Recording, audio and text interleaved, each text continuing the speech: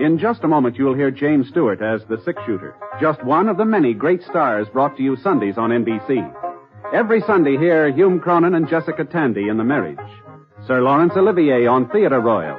Lawrence Tibbett with the Golden Voices. Helen Hayes, Frederick March, Rex Harrison, and Lily Palmer on the NBC Star Playhouse. All of them heard only on NBC. James Stewart as the six-shooter.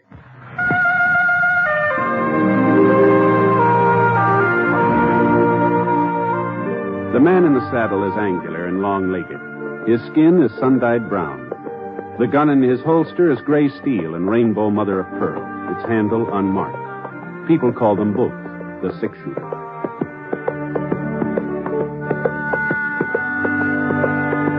Coleman, America's leader in modern automatic home heating equipment, and the National Broadcasting Company present James Stewart as the six-shooter, a transcribed series of dramas based on the life of Britt Ponset, the Texas plainsman who wandered through the Western Territories, leaving behind a trail of still-remembered legends.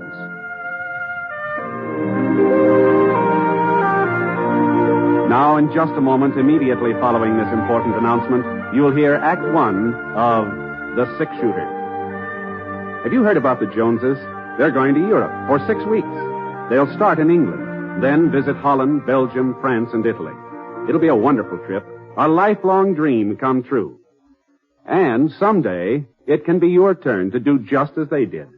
Put your money where it will earn $4 for every $3 you invest in United States savings bonds. Start planning today. United States savings bonds can take you to Europe, too.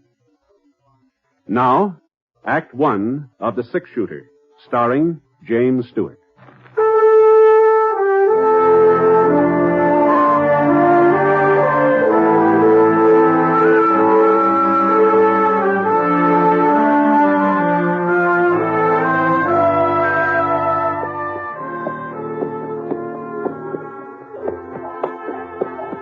There were over 400 head in the McAdams herd, 400 white-faced Texas cattle, and only 3 of us to shove them along the trail to Abilene.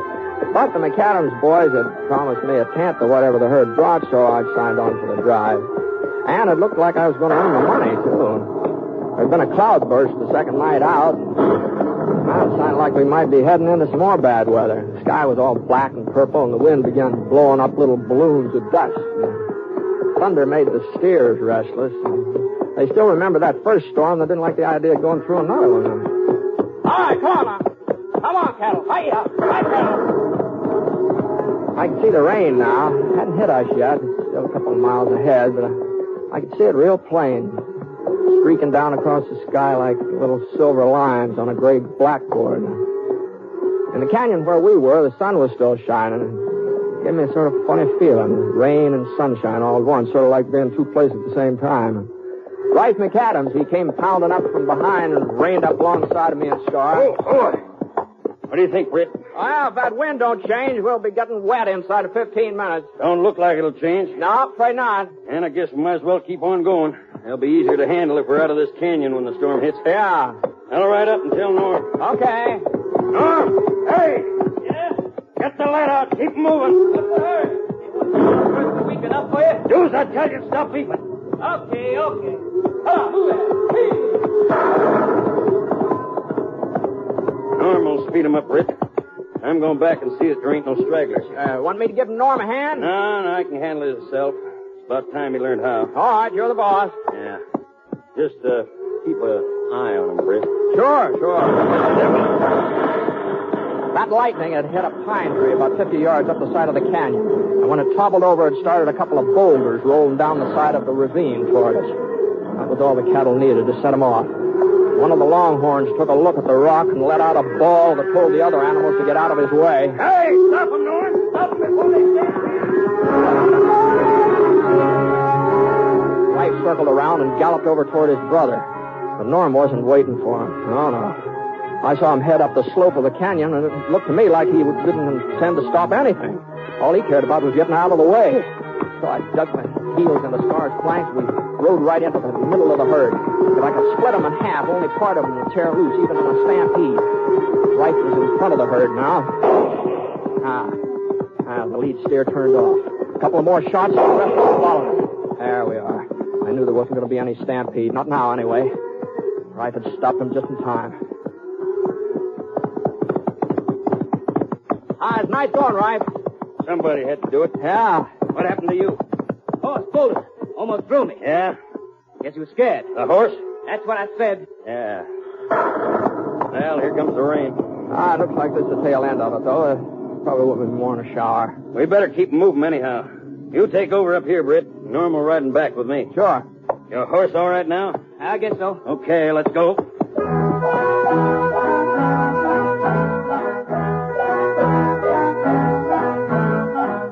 About half an hour later, the rain let up. It was nearly sundown, and a green-yellow rainbow arched up over the hills to the east, and Rife decided to make camp for the night. Neither of the McAdams brothers said much during supper, and afterwards Norm sort of moved off a couple of yards from the campfire and started playing his mouth organ.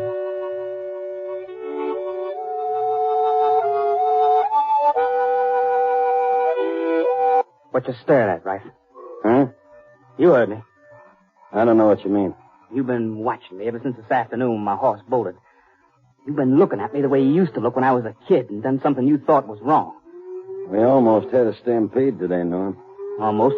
You was riding front, man. You was the one to stop it. I suppose you've never been on a horse that ran away with you. You was always able to handle that Palomino before. Why do you have to keep nagging? I'm no cattleman. I didn't want to come on this drive in the first place. It's our herd. It's your herd. It was up to me would have sold the ranch years ago. Yeah, maybe you're right. Maybe we ought to sell out. We'll talk about it when we get back home. Hold up a minute. Thought it was my turn to look after the cattle tonight. It's been a pretty hard day. You're probably tired. I'll wait. I'm no more tired than you are. Okay, Norm. I'll be over on that hill over yonder. Well, you're not serious, Rife, about selling out, are you? There's something in what Norm says. He's no cattleman. Well, maybe not, but you are. I can always get work somewhere. Carrie'd probably be happier in town anyway. Carrie? My wife. Oh, well, I didn't know you were married, right? Yep, last winter. She's staying with her folks in Bradley while we take the cattle north. Is that so? Carrie's a fine girl, Britt, younger than I am, about Norm's age. Young and pretty. You'll like her, everybody does. Yeah, even Norm. First time in our life him and me have ever agreed on anything or anybody. Well, She told me not to take him with us on this drive, said he'd never make it. I should have listened to her. now, he's pretty young, Rife. This is his first cattle drive. For all we know, his horse maybe did run away with him, you know. Norm did the running, not his horse. He's no good, Britt. I guess it's my fault. I guess I brung him up wrong, but he's no good. You're not his father. You're not to blame for how he turned out. I'm the only father he ever had. Our old man died when Norm was just a baby, and Ma just lasted a couple of years after that. Oh, I'm sorry. I was 13, practically full-grown when she passed on, but Norm was only 4. She made me promise I'd look after him, see he got his schooling and a chance to mount to something. Yeah. Fire's almost up. Oh, here, I'll fix it. I sent him to school, bought him books, but he wouldn't stick it out. It was too much like work. That's his real trouble, Britt. He's lazy. He's selfish. Expects everything to be handed to him all tied up in a fancy ribbon. Like this afternoon, he wasn't afraid of the cattle. He just couldn't be bothered stopping them. He didn't care that much. Oh, maybe he's had it too easy, Rife. Maybe if the chips are down, he'd surprise you. Maybe. Well, I'm not making the same mistake again. Not with my own kid. With your own, what? Yeah. Carrie's expected. He might be here by now, for all I know. Well, congratulations, Rife. Thank you. I'll buy you a cigar and have... Yeah, all right. Oh, well, that's fine. Well, I guess maybe it's time to turn in, I think. I ain't very sleepy. I think I'll go up and... Well, see if Norm's all right. Oh, doggone it, Britt. He is my kid brother. Sure, I know, right? Sure. Good night. Good night. I banked the fire for the night and spread out my bedroll. The moon came up, full moon, kind of a moon you ought to have after a rain. Now I stretched out flat.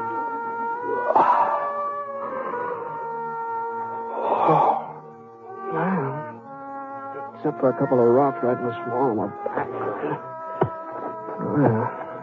Well, I felt about as comfortable as a man has a right to feel.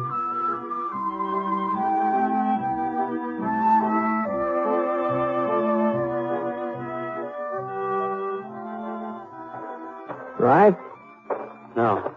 It's me. Oh. I thought you were looking after the herd. Rife come nosing around. Guess he don't trust me. So if he wants to stay up all night, that's his business. Sorry. Yeah, we got nothing but heroes on this drive. How do you figure that? Well, you're the six-shooter, ain't you? Supposed to be the fastest man with a gun west of Kansas City. East of there, too, from the way folks tell it. No, you shouldn't believe everything you hear, Norm. I don't. I don't believe you're any faster with a gun than the next man. Probably not. I don't believe you're any faster than me. See that white rock over there? Well? You're good. Go ahead. It's your turn. Well, I'm afraid I'm sort of out of practice of shooting at rocks. I used to do it, but I haven't tried it recently. What do you mean by that? I'm still a kid? I didn't mean anything. You're a good shot. Now, good night. Maybe you think it was an accident I hit it. I hit it. I can do it again. There. See that? Good night. Oh.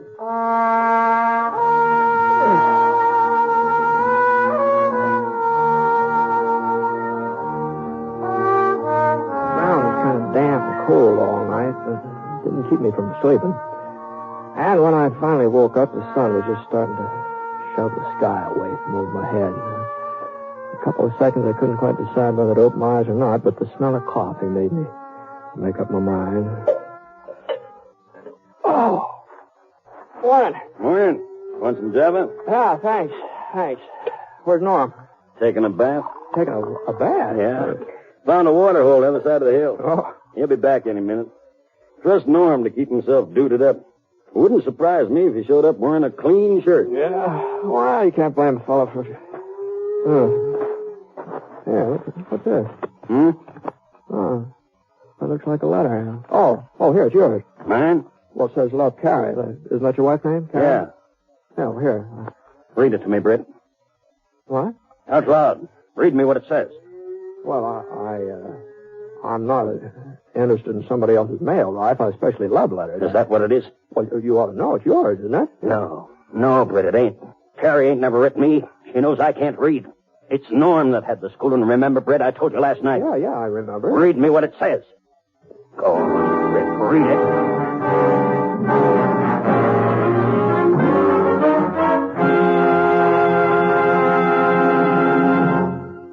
We'll return to James Stewart as the six-shooter in a moment. First, a word from Coleman, America's leader in modern automatic home heating equipment. You'll be glad this winter you bought a Coleman heater this fall. Yes, as you sit back in your easy chair, snug and comfortable, you'll be glad you bought a Coleman heater. You'll enjoy floor-to-ceiling warmth in those rooms you could never heat before. Get your Coleman oil or gas heater now during Coleman's big bonus sale. Here's what you get. First bonus, a new low price. Yes, now you can get a dependable Coleman automatic heater at a new low price. Second bonus, a new low operating cost. Coleman saves you up to 25% on heating bills because Coleman gives you maximum heat from your fuel. Third bonus, a 32-piece set of Libby's Safe Edge glassware worth $14. It's free with your new Coleman heater. Get 3 big bonuses. Get your Coleman oil or gas heater now during Coleman's big bonus sale. This sale is for a limited time only. So see your Coleman dealer tomorrow. You'll find his name and address in your telephone directory.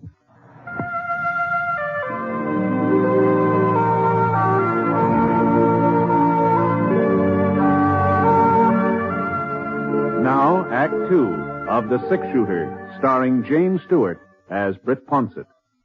The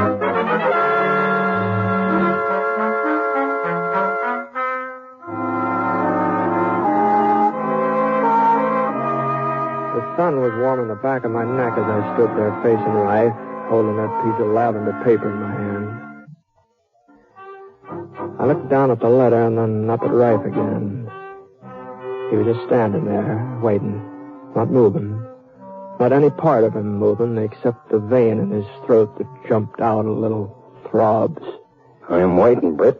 Now, it's not my letter, Rife, and I guess it isn't yours, It concerns me, don't it? It's from Carrie. It's from my wife. Well, that's between you and her. I want to know what it says, what she's been writing to Norm about. Go ahead, Britt. Read it to him. Oh, maybe you'd rather I told you what it says, right? It says, Carrie loves me. that she'll always love me, and it goes into detail. You rotten little whelp! Stay where you are, Rat. You think that gun will stop me? I'll break your neck. You're walking right into it, Rat. Now, put it away, Norm. You wanted a sample of my shooting last night. You put that gun away and you'll get it. What am I supposed to do? Take you both on? This isn't my argument. It'll take 3 of us to get that herd to Abilene. I just want to be sure there'll be 3 of us to do it. There ain't going to be 3, Britt. You've taken everything from me. All your life you've taken everything, but you're not taking Gary. All right, that's enough, Rat. Come on now. I meant what I said about finishing that drive. 2 men may not make it, and I'm going to be sure I'm not going to lose that money you promised me. Now, come on. Now, straighten up here. What's the matter with you? You both able to ride now? Yeah. All right. I'm able. Norm, what about you? Sure. All right, now, come on. Let's get started.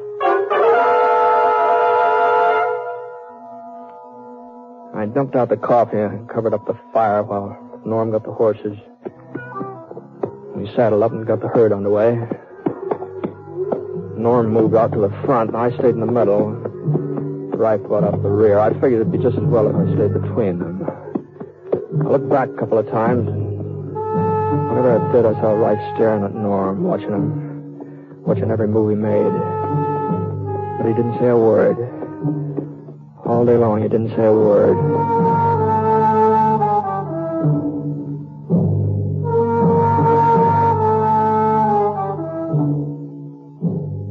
And then at supper time, Rife, he sat off one side, just pecking at his food.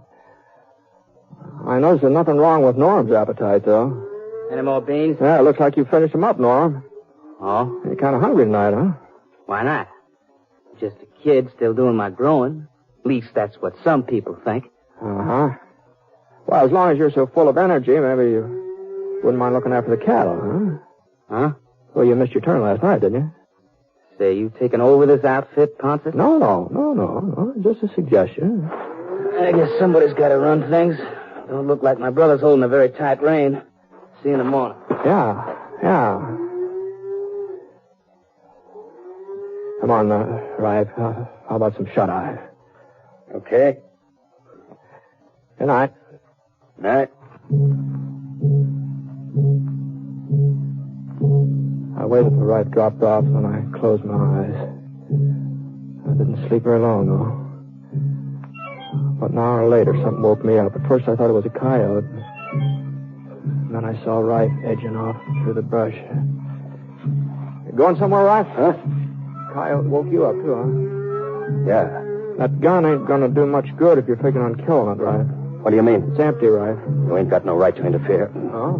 I'm just thinking about that 10% of the herd. I'm gonna kill him, Britt.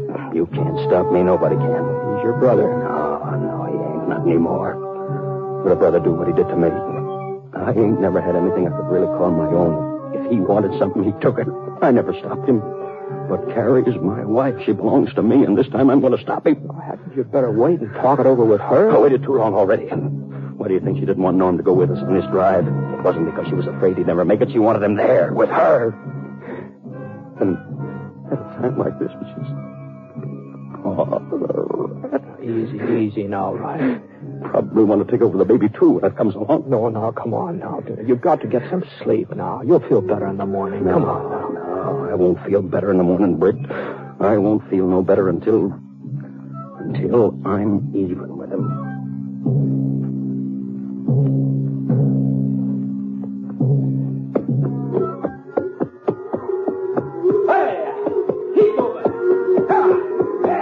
I guess none of the 3 of us got much sleep that night, and by noontime the next day, that saddle of mine was a little harder than usual.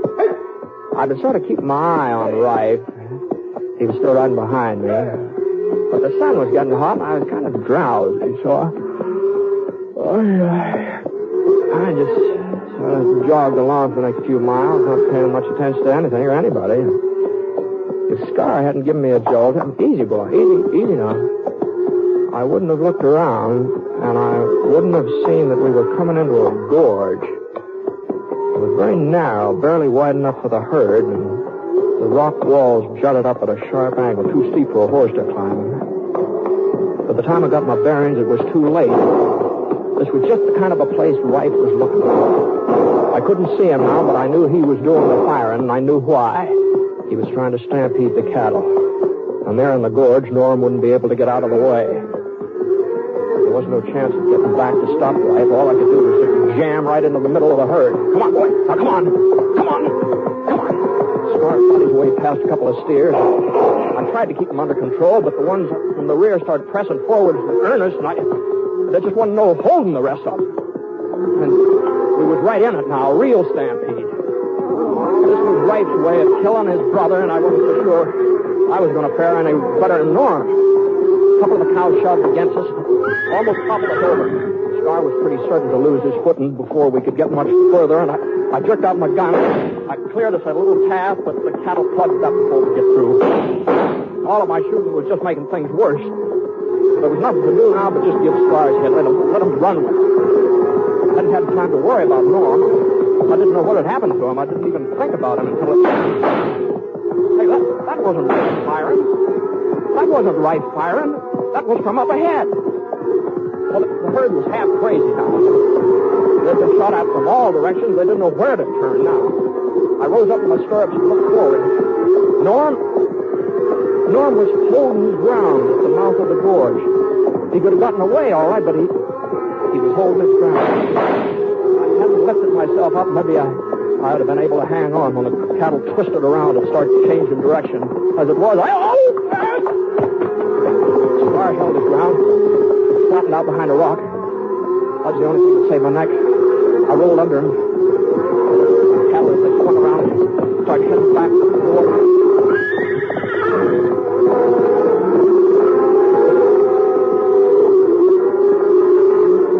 In a couple of minutes, I was in the clear. The cattle passed me by. I pulled myself up to my feet, and I looked around.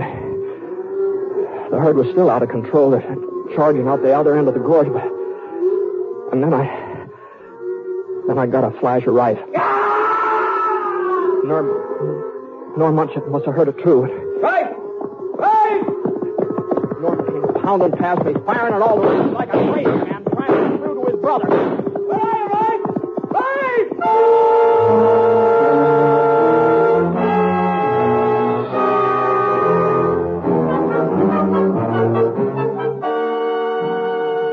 The herd had moved on almost out of sight now before I saw Rife again. He was lying on the ground in a smear of sticky red dust, and Norm was there bending over him when I got up to him. You all right, Rife? I started him, Norm.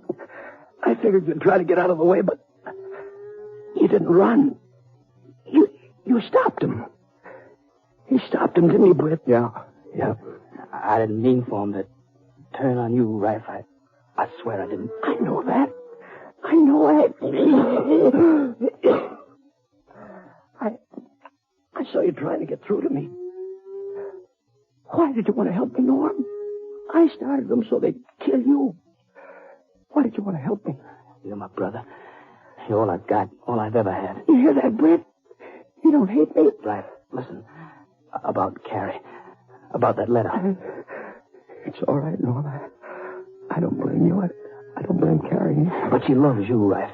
That letter was written a long time ago, before you and her were married, before she even knew you. A long time ago? Yeah, I've carried it with me ever since.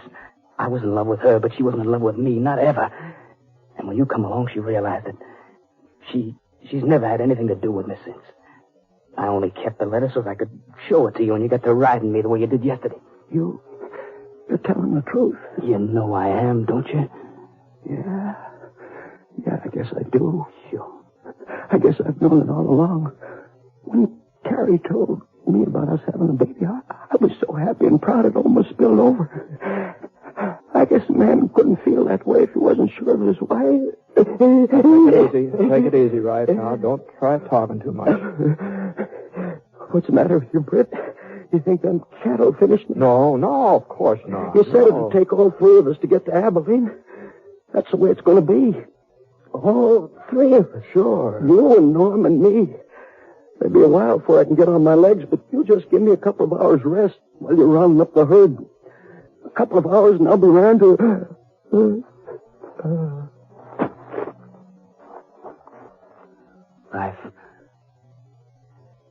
Life. He's dead, Norm. But it can't be. He was feeling better. You heard him. Well, a man don't always know when he's dying, Norm. Sometimes a man's lucky. Britt,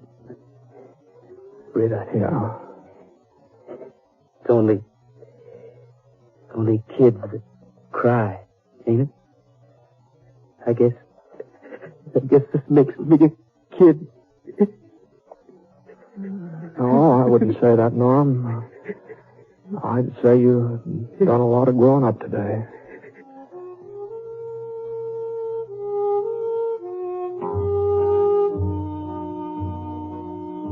We buried Rife there at the mouth of the gorge and went off to round up the cattle again. We managed to find most of them, and about a week later we hit Abilene. All during that week, I kept wanting to ask Norm about that letter from Carrie, if it was true what he told Rife, if it really had been written a couple of years ago. But somehow, I don't know, the subject never came up. Leastwise, I never found a good time for bringing it up. Besides, it really wasn't any of my business.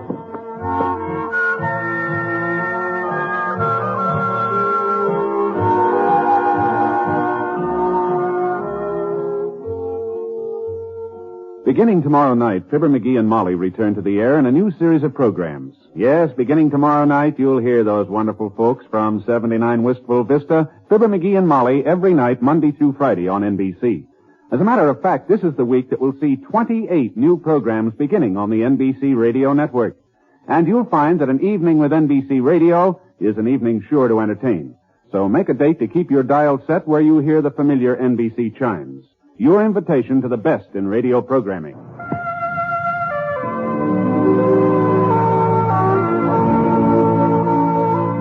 Coleman, America's leader in modern automatic home heating equipment, and the National Broadcasting Company have presented James Stewart as the Six-Shooter. Mr. Stewart may currently be seen in the Universal International picture Thunder Bay. Others in the cast were Lou Merrill and James McCallion. The Six-Shooter is an NBC Radio Network production in association with Review Productions and is based on a character created by Frank Burt, and today's transcribed story was written by him. Special music was by Basil Adlam, and the entire production is under the direction of Jack Johnstone. All characters and incidents were fictitious, and any resemblance to actual characters or incidents is purely coincidental. This is Hal Gibney speaking. Listen to Last Man Out, one of the Magic 28, next on the NBC Radio Network.